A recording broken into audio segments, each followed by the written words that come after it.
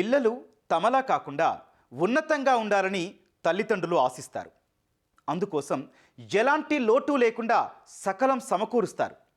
రేయింబవళ్ళు కష్టపడి పిల్లల్ని కంటికి రెప్పలా చూసుకుంటారు. వారు పెద్దయ్యాక వృద్ధాప్యంలో ఉన్న తమని పోషిస్తారని ఆశిస్తారు.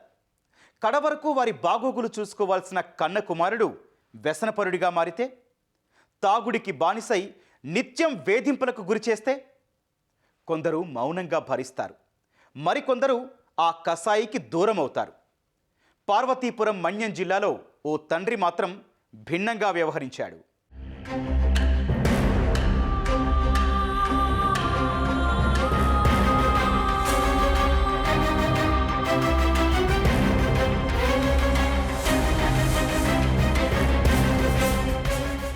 పార్వతీపురం మన్యం జిల్లా పాలకొండ మండలం బుక్కూరుకు చెందిన ఆర్టీసీ డ్రైవర్ విఠలరావు ఈ నెల 2న ఇంట్లో అనుమానాస్పద స్థితిలో మృతి చెందాడు. గ్రామస్తులు అందించిన సమాచారం మేరకు పాలకొండ పోలీసులు ఘటనా స్థలానికి చేరుకుని శవ పంచనామా నిర్వహించారు. మృతుని భార్య కరుణ ఫిర్యాదు మేరకు కేసు నమోదు చేసుకుని దర్యాప్తు చేపట్టారు. అయితే ఆ రోజు తనిఖీలు, విచారణ సందర్భంగా పోలీస్ శునకం పలుమార్లు మృతుని తండ్రి రామప్పడు చుట్టూ పలుమార్లు తిరగటంతో అనుమానించిన పోలీసులు ఆ దిశగా దర్యాప్తు చేపట్టారు. చివరికి విఠలరావు హత్యలో నిందితుడు తండ్రే అని నిర్ధారించారు. ఆ మేరకు రామప్పడుని అరెస్టు చేశారు.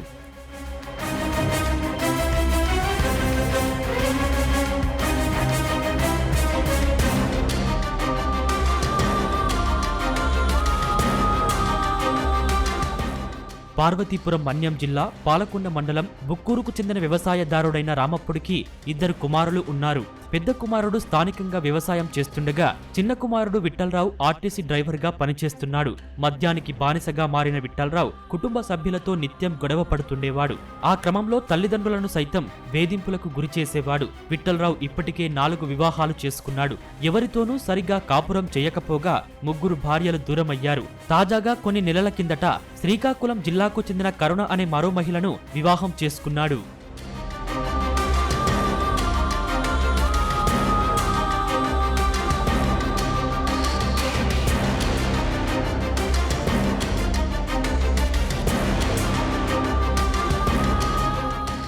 మొదటి 3 భార్యలు దూరమైన బంధుమిత్రులు చీదరించుకున్న విఠలరావు ప్రవర్తనలో మాత్రం మార్పు రాలేదు.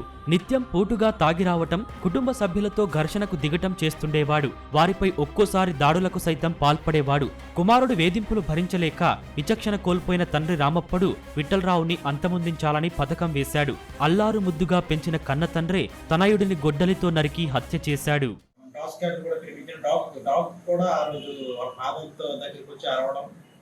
అదేవిధంగా అక్కడ ఉన్నటువంటి ఆ రూమ్లో ఉన్నటువంటి బ్లడ్ స్టైన్స్ కానీ, ఆ తలుపు, ఆ కత్తిపేట మీద ఉన్నటువంటి బ్లడ్ స్టైన్స్ కానీ వాటికి అనుగుణంగా మాకు ఎవరో ఇతను లోకల్గా అతనికి దగ్గరగా సంబంధించిన వ్యక్తులే అది నా నేరం చేసి ఉంటారని ఆ రోజు సస్పెక్ట్ చేయడం జరిగింది.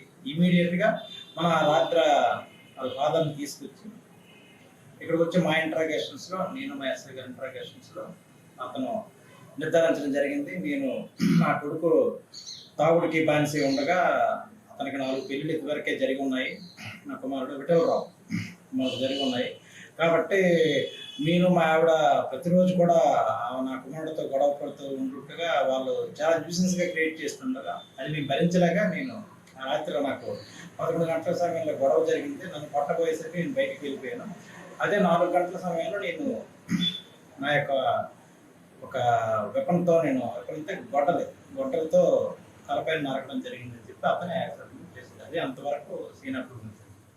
తండ్రే కుమారుడిని చంపడం స్థానికంగా చర్చనీయాంశంగా మారింది.